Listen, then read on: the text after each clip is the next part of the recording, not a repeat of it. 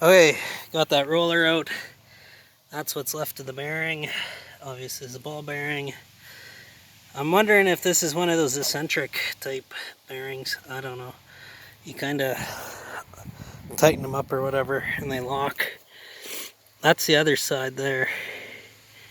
And if you look, it's got a small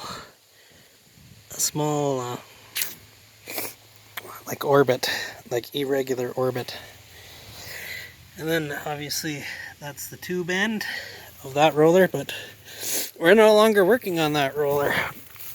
We're enjoying the starter roll or the accelerator roll, which is this guy. So it drives across the baler. This is an idler, and then this is what drives the accelerator. So essentially we just pop this chain off. There's the master link or connecting link, whatever one you want to call it. There's the idler.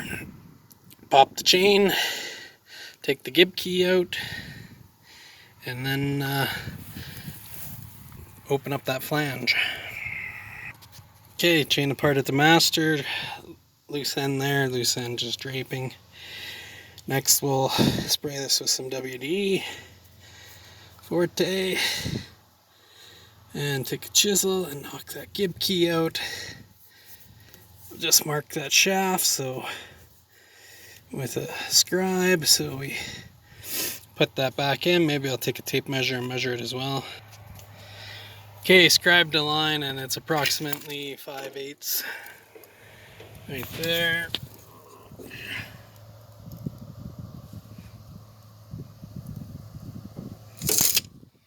Anyways, I'm not sure if that focused enough or what, but you get the point. It's 5/8. Okay, so I knocked the gib key out. I think these are called gib keys. Anyways, I nicked it with the chisel. I don't think that's the end of the world. And then you just, well, there we go. There's the sprocket, and the fat part of the hub was out. You can see I was pounding on it. I actually ended up having to tap it that way a little. So we'll just put that up there in the twine thinger. And then, oh yeah, it's got one of these funky bearings with the set screw. So I'll have to go get an Allen wrench, clean that up. Okay, so this has got one of those eccentric collars on it. And see, it's oblong. And you put that on. Then you use a pin punch in that slot to tighten the bearing to the shaft. And then the reverse is true for getting it off. Now it seems I got it stuck. Okay, so then you can see the bearing is unique. It tapers down over here.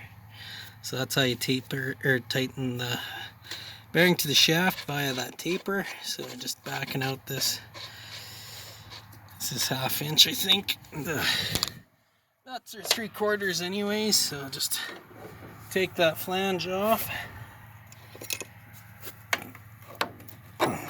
Maybe there might not be just about it.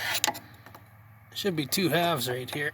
Anyways, I'll have to get the flat blade between the 2 halves. Okay, so I got the flange half off, and here's the other flange half. So this is a lot of the time on agriculture how they hold the bearing on, basically essentially to sheet metal, is they flange the 2 sides of it to displace the bearing surface. And essentially that's how they put bearings on a lot of the ag stuff. So anyways, just left to get this bearing off. Don't know how it's gonna come. Looks awfully rusty on this side, so might not slip off that shaft all that easy. We'll find out here. Okay, this is definitely farmerish, so no comments, because I'm perfectly aware this is not what you do. But this eccentric is rusted through the shaft, and I've been messing around for an 1.5 hours trying to get it off. So I've bit into the groove where that collar goes, and I'm gonna put some jacking studs in here and see if I can get this off.